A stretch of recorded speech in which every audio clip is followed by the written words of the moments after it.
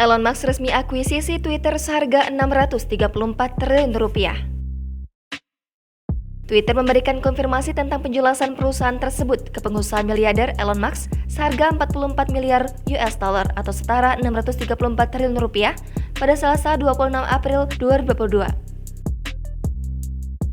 Berdasarkan ketentuan kesepakatan, pemegang saham akan menerima 54,20 dolar Amerika Serikat tunai untuk setiap saham Twitter yang mereka miliki, sesuai dengan penawaran asli Musk dan menandai 34% premium dari harga saham sehari sebelum Musk mengungkapkan sahamnya di perusahaan.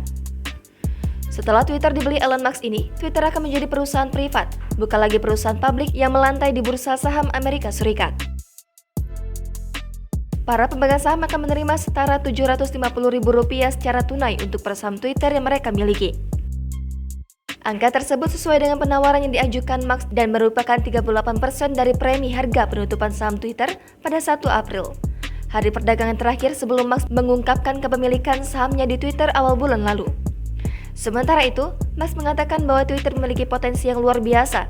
Dirinya berharap bisa bekerja sama dengan perusahaan barunya dan para pengguna Twitter.